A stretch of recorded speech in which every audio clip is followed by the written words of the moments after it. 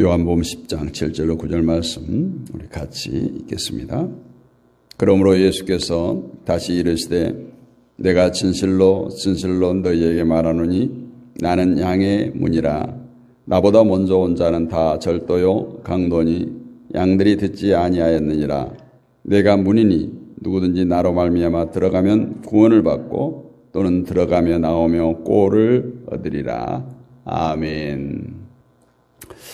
이 아침에 또 함께하는 여러분에게 주님의 놀라우신 은혜가 임하기를 바랍니다. 오늘 본문 말씀을 중심으로 양의 문이라는 제목으로 함께 은혜를 나눕니다. 여러분 대관령이나 삼양 목장을 가면 양떼 목장 있죠. 양떼 목장에 보면 군데군데 망루 같은 게 이렇게 있는 것을 보았을 것입니다. 그것은 망루가 아니고 양의 문이죠. 사이트마다 이렇게 목책, 울타리가 쳐져 있고 군데군데 그렇게 망루 같은 양의 문이 있습니다. 그래서 이제 A 사이트라고 한 곳에서 풀을 다 뜯어먹으면 B 사이트로 이제 양떼를 옮기는데 반드시 그 양문을 통과합니다. 그럴 때 이제 관리자, 목동은 그 양의 몇 마리가 통과하는가 이렇게 세어서 다 통과하게 되면 그 문을 차단하게 되는 것이죠. 우리가 이 양의 문의 역할은 반드시 그 문을 통과하는 양, 이것을 중요시 여긴다. 오늘 성경이 우리에게 요구하는 것은 성경이 하나님의 말씀이라는 걸 인식하는 것이 아니라 성경이 하나님의 말씀이라는 것을 믿으라는 거예요. 순종하라는 거예요. 성경이 하나님의 말씀이라고 할 때 그 의미는 피조물된 인간은 무조건 순종하고 복종해야 한다는 것이기 때문에 우리가 아무리 입술로 하나님의 말씀이 맞습니다. 아멘 외친다고 할지라도 그 말씀을 따르지 아니하면 그 아멘은 아무 쓸모가 없어요. 우리 스스로 우리가 한 말을 부인하게 된 결과예요. 무너뜨린 결과가 됩니다. 그래서 성경이 하나님 말씀인 것은 맞지만 얼마든지 그것을 외면하는 삶을 살아갈 수 있다. 그것이 우리 인간, 죄악된 인간들의 모습입니다.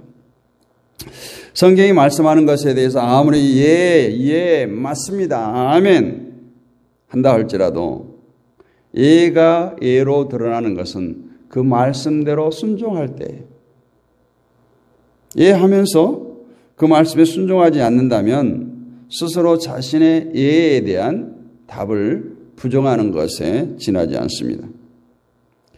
가끔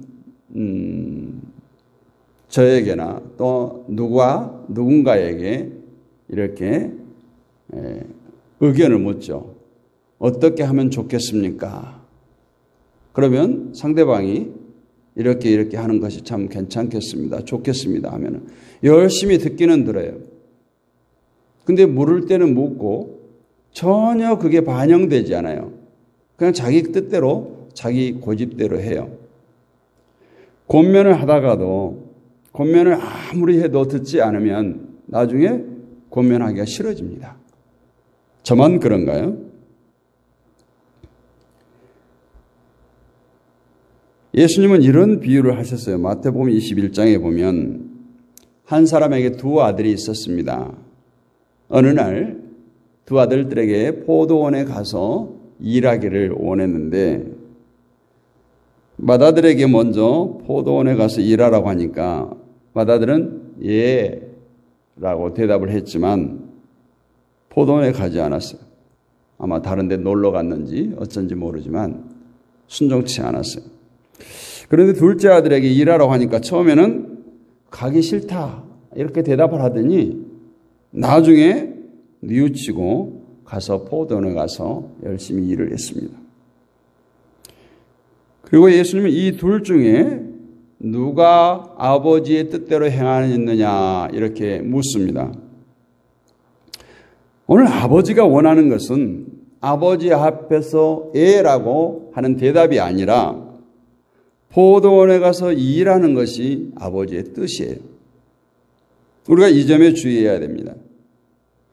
어쩌면 오늘 우리 자신이 하나님의 말씀에 대해서 부지런히 예라고 아멘이라고 대답하면서 정작 그 말씀과 멀어진 채 우리가 살아가고 있지는 않는지 이것을 한번 이 아침에 생각해 봐야 할 줄로 믿습니다. 또 하나님께서 종말이 있다 하셨을 때 예라고 했다면 그 종말이 있음을 믿는 자답게 살아야 되겠죠. 세상에 집착하지 않고 천국을 소망하는 삶으로 살아야 할 것입니다. 세상에 집착하는 자신을 스스로 책망하면서 회개하는 것으로 종말이 있음에도 불구하고 여전히 세상에 대한 집착을 벗어나지 못한다면 곧 죄의 모습을 그대로 드러내는 것이. 그러므로 말씀에 대한 우리의 믿음은 입술에만 있는 것이 아니라 우리의 행동에 있고 우리의 삶에 있습니다. 다시 말하면 우리가 예라고 대답했거나 아멘이라고 대답을 했으면 거기에 대한 책임이 우리에게도 있어요. 이것을 기억하시고 정말 두렵고 떨리는 마음으로 우리가 하나님의 말씀을 대하기를 원합니다. 오늘 본문 말씀은 예수님께서 와서 유대인들과 하는 대화 내용이 어제에 이어서 어제는 목자가 와서 우리에 있는 자기 양을 불러내는 것에 대해서 말씀하셨는데 정작 그 말을 들은 바리새인들이 도무지 알아듣지를 못합니다. 그래서 예수님이 그들에게 비유에 대해서 다시 설명하시는 내용이 오늘 본문이 되겠습니다. 먼저 바리새인들이 예수님께서 하신 말씀을 알아듣지 못했다 하는데 사실 우리가 볼 때 예수님의 말씀이 알아들을 수 없을 정도로 어려운 내용이 아니라고 여겨집니다.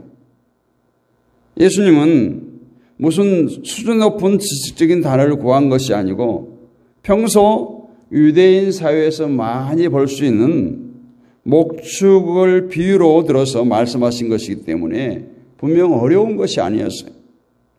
그런데 왜 바리새인들은 예수님의 말씀을 알아듣지 못했을까? 한 가지 분명한 것은 그들이 예수님의 말씀 자체가 어려워 알아듣지 못하는 것이 아니라 알아듣지 못하는 것은 내용 자체가 아니라는 거예요. 그 내용이 담고 있는 의미를 깨닫지 못한 것으로 생각할 수가 있습니다. 예수님이 말씀하신 비유는 우리에 있는 양이라고 해서 다 목자의 양이 아니다라고 말씀드렸죠, 어제. 그래서 목자가 와서 우리에 있는 자기 양들을 부를 때 양은 자기 목자의 음성을 알아듣고 그 목장을 따른다. 이렇게 말씀했어요. 제가 볼 때 바리새인들은 바로 이것을 알아듣지 못한 것으로 여겨집니다. 왜일까요? 바리새인들은 구원에 대해서만큼은 유대주의적인 사고방식을 가지고 있었어요. 그것은 이스라엘 민족만이 하나님의 백성이고 따라서 이스라엘만이 구원받은 자라는 강한 선민의식을 가지고 있었습니다. 즉 이스라엘 사람으로 태어난 것 자체가 이미 하나님 백성으로 태어난 것이고 구원받은 자로 태어난 것임을 주장했던 거예요. 그들은 그 증거로 자신들이 하나님의 율법대로 할례를 행하고 자기들만의 성전에서 하나님께 제사를 드리고 있고 하나님께서 주신 율법을 잘 지키고 살아가고 있다라는 것을 내세웠습니다. 따라서 할례도 하지 않고 성전도 없고 제사도 드리지 않고 율법조차 지키지 않은 사람들이 하나님의 백성이 된다, 구원을 받는다, 이런 사실에 대해서 유대인들로서는 상상조차 할 수 없는 일이에요. 그러므로 이스라엘이 아닌 우리 입장에서는 그리스도를 믿음으로 구원을 받는다는 이 사실이 당연히 받아들이지만 이스라엘 입장에서는 이미 하나님의 백성이 되었는데 또다시 예수님을 믿어서 하나님의 백성이 되어진다는 것은 저들 스스로 결코 인정할 수가 없었던 것입니다. 이러한 유대인들에게 오늘 예수님께서 7절에서 나는 양의 문이라 말씀하십니다. 이 말씀을 하면서 문으로 들어가지 않고 우리에 뛰어 넘어가는 자는 절도요 강도라고 하신 말씀과 연결해서 생각해 볼 때 결국 예수님으로 들어가서 양들을 부르지 않고 다른 데로 넘어가는 것이 곧 절도요 강도라는 얘기가 문맥상 보면 연결되고 있어요. 이렇게 보면 절도요 강도냐 아니면 목자냐 하는 문제는 우리를 넘어서 양들에게 가느냐 아니면 양의 문이신 예수님에게로 들어가서 양들에게 가느냐로 구분되어짐을 알 수 있습니다. 문이신 예수님을 통해서 들어가지 않고 그 우리를 넘어가는 것은 유대주의식으로 말하자면 우리는 율법을 가졌고 할례를 행하니까 하나님의 백성이라는 주장을 하는 것을 의미하고 있어요. 오늘날로 말하면 내가 열심히 봉사하고 성경을 몇 독을 하고 금식을 얼마나 하고 기도를 해서 하나님께서 나에게 복을 주시고 하나님께서 나를 천국으로 인도하신다는 말을 하는 것, 이런 것과 같은 거예요. 오늘 이것을 예수님은 절도요 강도라고 표현하고 있습니다. 구원은 예수 그리스도를 통하지 않고 되어질 수 없어요. 예수 그리스도를 통하는 것 자체도 우리 스스로 예수님께 나갈 수 있는 것이 아니라 예수님이 하나님의 택함을 입은 우리들에게 찾아오심으로 되어진 것입니다. 이처럼 성경이 말하고 있는 구원은 인간의 공로를 철저하게 배격하고 있어요. 오직 예수님께서 십자가에 흘리신 보혈의 은혜로만 되어진 것을 강조하고 있습니다. 그래서 예수님께서 자신을 양의 문이라고 말씀하시는 거예요.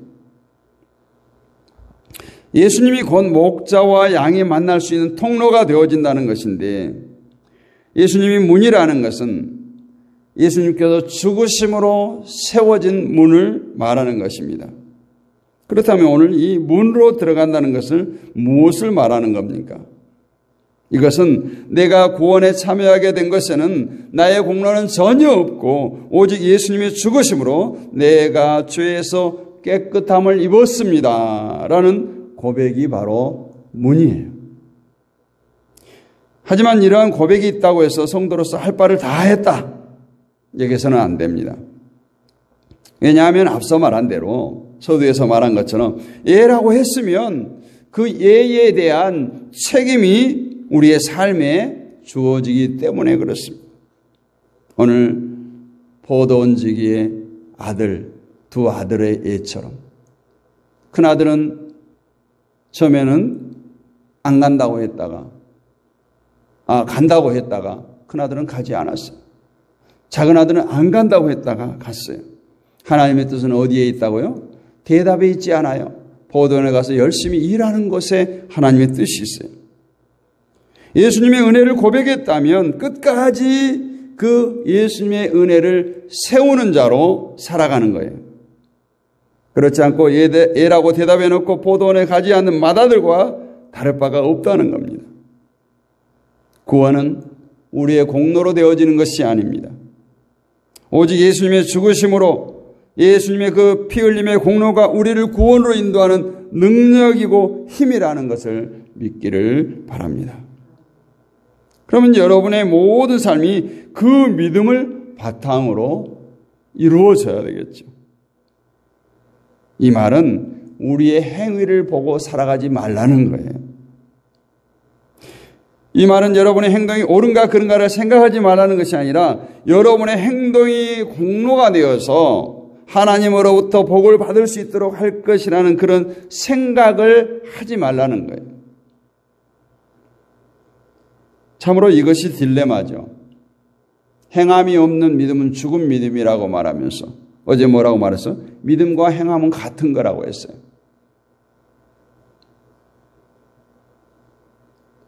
우리가 나의 어떤 의의, 나의 공로, 나의 행함이 앞세워지고 주장하게 되고 드러나게 되면 이거는 참으로 성도에게 위험한 생각이에요. 왜냐하면 예수님의 은혜로 모든 것이 되어진 것을 자신의 공로로 되어지는 것을 어제 얘기했죠? 예수님의 은혜와 공로를 가로채는 도적질이라는 거예요. 이것이 절도의 강도라고 말씀을 드렸어요. 기독교는 인간이 스스로 구원에 이를 수 없다는 것을 끊임없이 외치고 있어요. 그 어떤 행위도 하나님의 마음을 움직이게 할 수 있는 의의가 될 수 없음을 외치는 것이 바로 기독교예요. 이것을 벗어나면 그것은 이미 기독교의 능력을 상실한 거예요. 그러므로 양의 문이신 예수님으로 들어간다는 것은 기독교가 절대로 타협하거나 소홀히 해서는 안 될 가장 중요한 본질입니다. 그래서 혼합주의가 연합운동이 에큐메니칼이 하나님의 뜻이 아니라는 거예요. 말은 그럴싸하죠.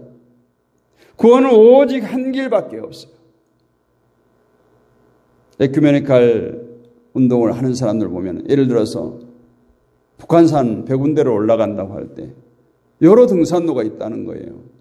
정상에 가면 다 만난다는 거예요. 그래서 어떤 사람은 이쪽에 수문병 능선을 타고 올라가기도 할 거고, 어떤 사람은 우이동에서 올라가기도 하고, 어떤 사람은 저기 대남문서부터 산성을 따라오기도 할 것이고, 어떤 사람은 북한 산성 진입로로 올라오기도 할 것이고. 그럴싸해요. 그 설명은 맞아요. 그러나 분명히 성경은 말합니다. 오직 예수 그리스도를 통해서만, 나는 길이요 진리요 생명 되신 예수께만 구원의 길을 열어놓지 않았다라는 거예요. 인간은 다 같은 처지에 있었어요. 죄인으로 심판받을 대상이었어요. 사망 권세에 갇혔던 자가 우리들이었어요. 그러면서도 우리 자신과 힘과 능력을 신뢰하면서 큰 소리치며 살았습니다. 그런 우리가 예수 그리스도의 은혜로 말미암아 내가 왜 죄인일 수밖에 없고 왜 영원한 심판을 받아야 하는가를 알게 된 것이요. 이것을 알게 되고 이것을 깨닫게 되었을 때 이 죄의 문제를 해결해 줄 유일한 길은 바로 예수 그리스도밖에 없음을 발견하게 된 것입니다. 그러한 성도에게 예수님이 우리의 죄를 위해서 십자가에 죽으셨다는 것이 말할 수 없는 은혜로 남게 될 것이고, 내가 무엇을 한다고도 해도 예수님의 그 십자가의 은혜에 비해서 아무것도 아니라는 것을, 지렁이와 같고 막대기와 같은 존재라는 것을 알게 되는 것입니다. 그러한 성도들에게 있어서 자신의 행함에 대한 공로를 내세우거나 자랑할 것은 아무것도 없다라는 것 결론입니다. 오늘 8절 말씀에 보면 나보다 먼저 온 자는 다 절도요 강도니 양들이 듣지 아니하였느니라. 우리가 지난 시간에는 어떤 자가 절도요 강도라고 했어요?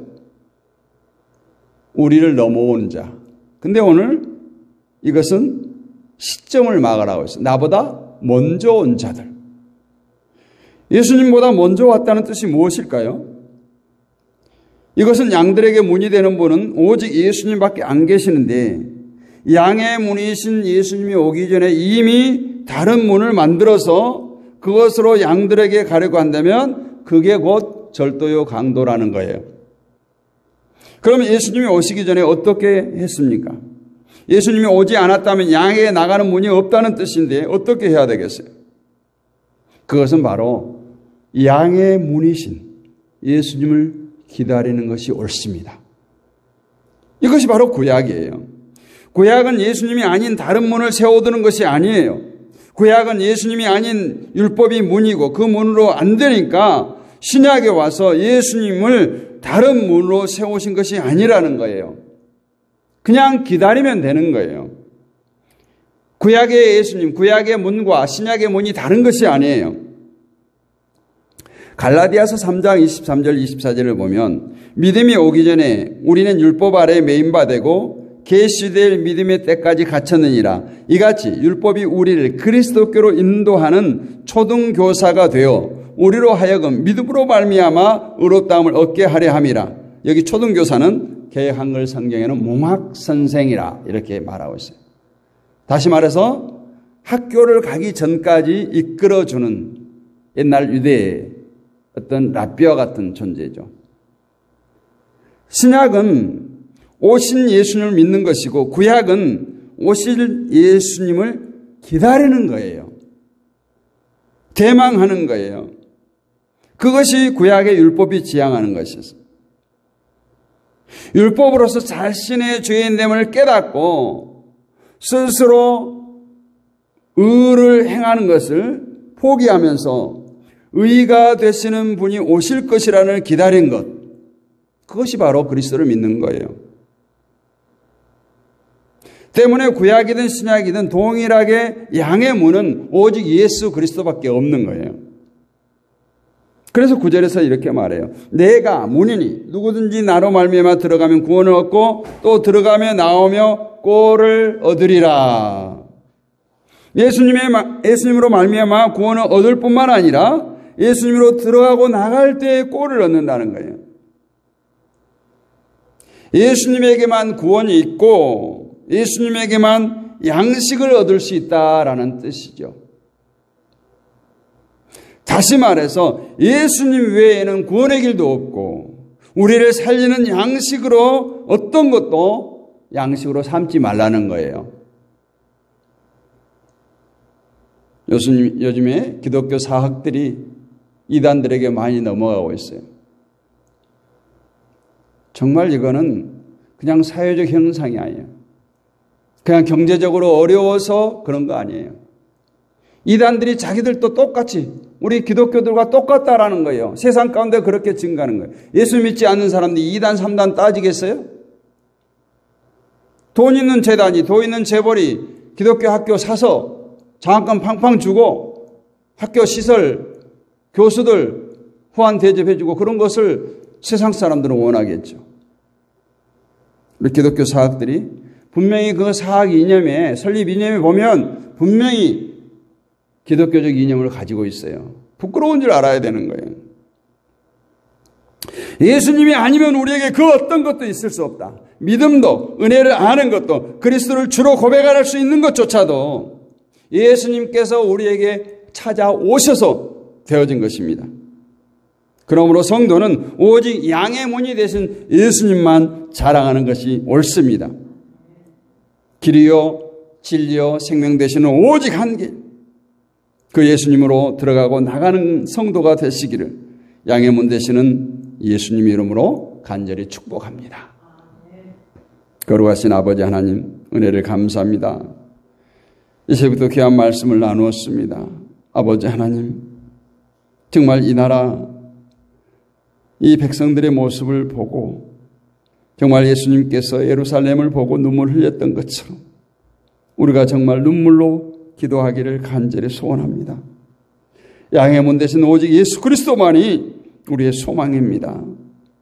이 백성들이 그것을 깨닫게 하시고 특별히 교회들이 깨닫게 하시고 기독교 사학들이 깨닫게 하시고 우리 믿는 자들이 깨닫게 하시고 날마다 회개의 눈물로 주님 앞에 엎드리는 우리 모두가 되게 하여 주옵소서. 이 새벽에도 함께하는 주의 백성들 가운데 함께 하시고 저들을 어루만져 주시옵소서. 아버지 하나님, 이 새벽에도 우리 임원순 사모가 함께합니다. 주여 엎드려 주시옵소서. 아버지, 날마다 새벽마다 교회를 위해서 성도를 위해서 부족한 종을 위해서 부르짖습니다. 날의 소원을 주여 들으시고 응답하여 주옵소서. 육신의 약한 부분 주님 만져주시옵소서. 이제 건강검진을 위해서 또 아버지 하나님 컨트롤 중에 있습니다. 아버지 하나님 붙들어 주시옵시고 모든 수치들이 정상화되게 하여 주옵소서. 아버지 하나님, 우리 김정남 권사님 주여 엎드려 주시고 영주간에 강건케 하시고 무엇보다 이 가정을 축복하여 주옵소서. 사단마귀 흑암의 권세가 틈타지 못하게 하시고 오직 예수 그리스도의 영이 우리 권사님 가정을 다스리게 하여 주옵시고 임마누엘로 축복하여 주옵소서. 그 직장을 축복하여 주시고 존경함을 얻게 하시고 인정받게 하시고 기쁨이 샘솟게 하여 주옵소서. 손가락 마디마디 류마티스 관절염이 깨끗이 치료되어지게 하시고 아버지 하나님, 날마다 기쁨이 샘솟는 생애가 되게 하여 주옵소서. 우리 홍미경 성도를 주여 붙들어주시고 내 혈관 협착증 이것 아무것도 아닙니다. 주님 그 혈관이 정상화되게 하여 주옵소서. 심장으로부터 모든 혈관이 정상화되게 하여 주옵소서. 주님 만져주시옵소서. 불면증, 우울증이 깨끗이 사라지게 하여 주옵소서. 아버지 하나님 우리 동방파스텍 아버지 하나님 이 기업을 축복하시고 아버지 모든 점포들이 또 잘 임대되게 하시고 이 모든 것들을 지켜주시옵소서. 종의 눈앞에 보여지는 모든 것들 아버지 하나님 기도할 수밖에 없사오니 아버지 하나님 모든 것 이루어 주시고 저들 부부가 정말 몸된 교회를 아름답게 섬길 수 있도록 주여 축복하여 주옵소서. 아버지 하나님 이 시간 온라인으로 함께하는 모든 지체들 가운데 함께하여 주시고 아버지 하나님 저들의 마음에 선한 소원을 품게 하여 주옵소서. 하나님의 뜻을 품게 하여 주옵소서. 저들의 사역 가운데, 사업 가운데, 가정 가운데, 직장 가운데, 사업장 가운데 하늘의 신령한 복으로 땅의 기름진 복으로 축복하여 주옵소서. 육신의 질곡 가운데 늘 특별히 찾아가 주시고 주님의 능력에선 피 묻은 손으로 만져주셔서 깨끗이 고쳐시고 싸매시고 치료하여 주시옵소서. 회복시켜 주시옵소서. 창조의 그 모습 그대로 완전케 하여 주옵소서. 믿사옵고 살아계신 우리 주 예수 그리스도의 이름으로 감사하고 기도하옵나이다. 아멘. 하늘에 계신 우리 아버지 이름을 거룩하게 하시며 아버지의 나라가 오게 하시며 아버지의 뜻이 하늘에서와 같이 땅에서도 이루어지게 하소서. 오늘 우리에게 일용할 양식을 주시고 우리가 우리에게 잘못한 사람을 용서해 준 것 같이 우리 죄를 용서해 주시고 우리를 시험에 빠지지 않게 하시고 악에서 구하소서. 나라와 권능과 영광이 영원히 아버지의 것입니다. 아멘. 할렐루야. 오늘도 승리하신 여러분 사랑하고 축복합니다. 오늘도 우리가 또 모였으니까 합심하여 기도하겠습니다. 이 나라와 이 민족을 위해서 기도합시다. 또 어제도 정말 서울시청역 앞에서 교통사고인데 횡단보도 인도를 돌진하는 그 사고로 해서 10여 명이 사상을 당하고 계속해서 사망자가 늘어나는 뉴스를 접했는데 여러분 정말 날벼락 아니에요? 날벼락. 내가 멀쩡히 보도를 걷고 있는데 차가 덮쳐가지고 우리 아들이 될 수도 있고 딸이 될 수도 있고 우리 부모가 될 수 있고 형제가 될 수 있고 정말 하나님께서 이 나라를 지켜달라고 꼭 기도하시기를 원합니다. 기도해야 돼요. 어떤 정치적 좌우를 떠나서 이 나라가 정말 하나님의 다스림 가운데 바로 세워달라고 기도합시다. 세계 평화를 위해서 기도합니다. 선교사들을 위해서 기도합니다. 이 땅에 세워진 많은 교회들을 위해서 기도합니다. 목회자를 위해서 기도합니다. 또한 우리 다음 세대, 우리 자녀 손들을 위해서 기도합니다. 육신의 질곡 가운데 있는 자들, 온라인 사역자들을 위해서 기도합니다. 이제 7월 5일 우리 정오의 기도가 우리 내동교에서 우리 오는데 또 온라인으로 또 오프라인으로 함께 참여하는 자들 함께 해 주십시오. 또 정말 7월 시작되었습니다. 후반전 중요하죠. 전반전보다 중요합니다. 정말 우리가 하나님의 뜻대로 사는 것이 축복임을 깨닫게 하옵소서. 우리 이 시간 주여 크게 한번 부르짖고